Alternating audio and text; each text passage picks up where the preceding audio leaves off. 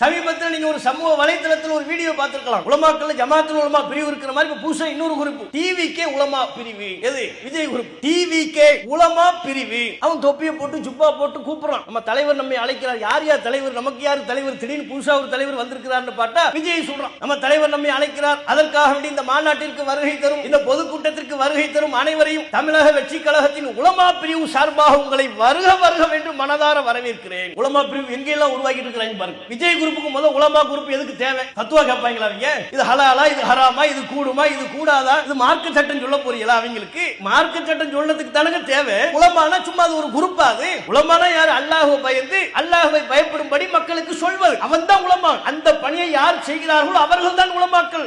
விஜய் குரூப்புக்கு உலமாக்களே அப்படிங்கிற டிவிக்கு உலமா பிரிவு. நம்ம கேட்க வேண்டியது என்ன? இவர்களா நம் சமூகத்து பெண்களுக்கு ஒழுக்கத்தை கற்பித்து கொடுக்க போகிறார்கள், கொள்கையை சொல்லிக் கொடுக்க போகிறார்கள், எது ஏகத்துவம் எது இணை வைப்பு என்பதை மக்களுக்கு தெளிவுபடுத்த போகிறார்கள். யார் முன்மாதிரி என்பதை இவர்கள் தெளிவுபடுத்தாததின் விளைவு நம் சமூகத்து இளைஞர்களில் சிலர் இன்றைக்கு தடம் மாறி செல்கிறார்கள். இளைஞர்கள் போடுறாங்க எங்க தலைவர் விஜய் அப்படிங்கிறான். இவர்கள் எந்த நோக்கத்திற்காக இந்த உலகத்தில் நாம் இருக்கிறோம், நாம் எதனை பின்பற்ற வேண்டும், எது குறித்தும் சிந்தனையற்றவர்களாக, ஒரு கவலையே இல்லாதவர்களாக உருமாறி கொண்டிருக்கிறார்கள். இதனை தடுத்து தாவா செய்ய கடமைப்பட்ட முஸ்லிம்கள் தாவா களத்திலிருந்து விலகி நிற்கிறார்கள். தாவா செய்யறங்கிற பேர்ல செயல்படக்கூடியவர்கள் சரியான சத்தியத்தை தாவா செய்வது இல்லை.